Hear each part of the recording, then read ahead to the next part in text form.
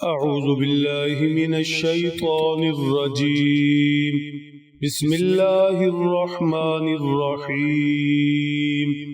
يا أيها الذين آمنوا لا تكونوا كالذين كفروا وقالوا لإخوانهم إذا ضربوا في الأرض أو كانوا غزا لو كانوا عندنا ما ماتوا وما قتلوا ليجعل الله ذلك حسرة في قلوبهم والله يحيي ويميت والله بما تعملون بصير.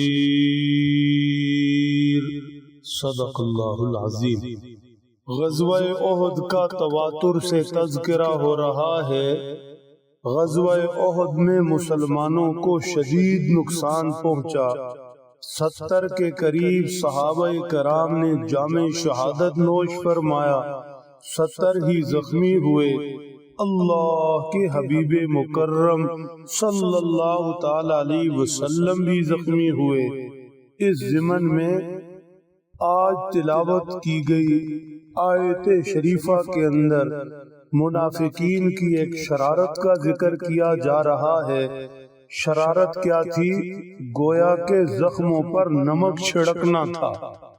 منافقین ایمان والوں سے بظاہر خیرخواہ اور ہمدرد بنتے ہوئے کہتے تھے لو کانوا عندنا ما ماتوا وما قتلوا، اگر ہماری بات مانتے، جہاد کے لیے نہ نکلتے، گھروں سے باہر نہ نکلتے تو ایسے نہ ہوتا، اتنا نقصان نہ اٹھاتے، اتنی شہادتیں نہ ہوتی، یوں زخموں سے چور چور نہ ہوتے. مسلمانوں کو نصیحت کی گئی یا ایھا الذین آمنوا لا تکونوا کالذین کفروا وقالوا لاخوانہم اذا ضربوا فی الارض او کانوا غزا. اہل ایمان تم ان کافروں جیسے مت ہو جاؤ اور تم کہیں ان کے پروپیگنڈے کے اندر آ کر تم بھی اپنے بھائیوں سے یہ نہ کہنے لگو جب بھی کوئی جہاد کے لیے نکلے غازی بن کر لوٹے، جب کوئی کسی غزوہ میں شریک ہو کہ اگر وہ نہ نکلتے، ہمارے ہاں ہی رہتے، گھروں میں ہی رہتے تو پھر یوں جانوں سے ہاتھ نہ دھو دیتے. یہ شرارت ہے، یہ زخموں پر نمک چھڑکنا ہے. ایسا کوئی نہ کہے. ایمان والا نقصان بھی ہو جائے، شہادتیں ہو جائیں، زخم پہنچے، کسی بھی حالت میں ایسی بات ہی نہ کرے.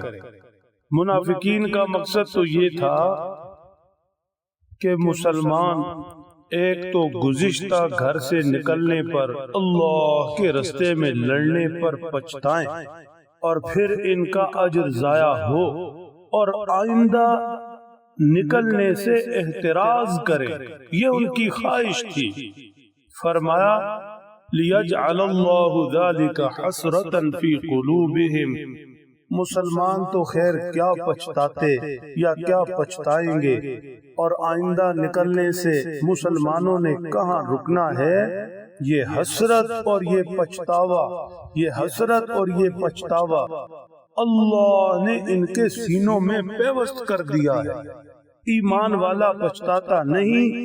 نفع ہو نقصان، فتح ہو شکست، ایمان والا اللہ کے فیصلوں پر راضی ہوتا ہے، شاداں و فرحہ ہوتا ہے. یہ پچھتاوا ایمان والا کے ساتھ نہیں. یہ پچھتاتے ہیں، ان کے دلوں میں حسرتیں ہیں. یہ سوچتے ہیں کہ یہ ایمان والے ہمارے جیسے کیوں نہیں، ہماری باتوں میں آتے کیوں نہیں.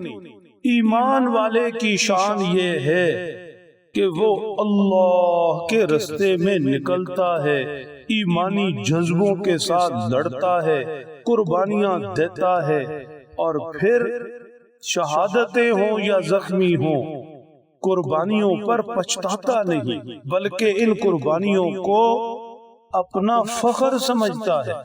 ایمان رکھتا ہے کہ اس کے نصیب میں جو تھا وہ ہوا، اور نصیب میں جو ہو وہ ہو کر رہتا ہے، تو پھر پچھتانا کیسا. ما شاء اللہ کانا، جو اللہ چاہتے ہیں وہ ہوتا ہے، وما لا یشاء لا یکون، اور جو اللہ نہیں چاہتے نہیں ہوتا۔ پچھتاوا کس بات کا؟ یہ جان رب نے دی تھی، اگر رب کی چاہت پر، اس کی رضا کے لیے، اس کے دین پر یہ جان قربان بھی ہو گئی تو کیا ہوا؟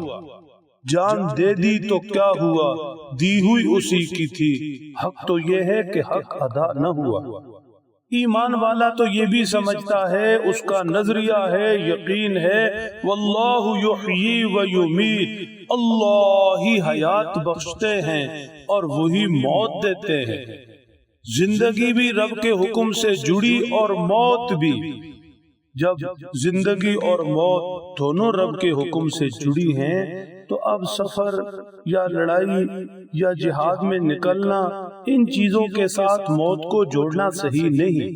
موت و حیات سفر سے یا لڑائی سے نہیں، اللہ کے حکم سے آتی ہے۔ بہت سے لڑنے والے ایسے ہیں کہ جنہیں موت بستر پر آتی ہے، اور بہت سے گھروں میں رہنے والے ایسے ہیں کہ جنہیں ایک وقت کے اندر موقع ملتا ہے، جہاد کے لیے نکلتے ہیں اور شہید ہو جاتے ہیں۔ ہم اپنی روٹین میں بھی دیکھیں، بہت سے سفروں میں پھرنے والے گھر کے اندر آ کر بستر مرگ پر جان دیتے ہیں، اور جو کبھی گھر سے نکلنا نہیں، اس کے نکلنے کا بہانہ بن جاتا ہے۔ حضرت خالد بن ولید رضی اللہ تعالیٰ عنہ سیف اللہ کہا گیا، اللہ کی تلوار۔ زندگی ساری لڑتے گزری، جب دنیا سے رخصت ہونے لگے، پاس موجود عزیز و اقارب سے کہا، دیکھو میرے جسم پر انگلی جتنی جگہ بھی ایسی نہیں جہاں کوئی زخم نہ پہنچا، لیکن دیکھو تو صحیح، میں گھر میں اپنے بستر پر جان دے رہا ہوں۔ مطلب اگر اللہ کے راستے میں نکلنے اور لڑنے سے ہی موت آتی تو مجھے کیوں نہیں آئی؟ موت اللہ کے حکم سے ہے، اللہ کے امر سے ہے۔ خدا کرے کہ ہماری آنکھیں کھل جائیں، خدا کرے کہ یہ بزدلی دور ہو، بے حیثیت امت جذبہ جہاد پھر سے بیدار ہو، موت کا خوف دلوں سے نکل جائے۔ فرمایا واللہ بما تعملون بصیر، جو کچھ تم کرتے ہو اللہ تمہارے اعمال کو دیکھ رہے ہیں۔ گھر کے اندر کے اعمال بھی، باہر کے اعمال بھی، سفر و حضر کے سارے اعمال، ایمان والوں کا جذبہ جہاد بھی، منافقین کی شرارتیں بھی، کفار کی سازشیں بھی، اللہ ہر کے عمل سے واقف ہیں، نگاہ قدرت رکھے ہوئے جمائے ہوئے ہیں، لہذا اللہ نے فیصلہ بھی اعمال کے مطابق کرنا ہے۔ جس نے جو کیا اس کے مطابق اللہ نے اسے بدلہ دینا ہے۔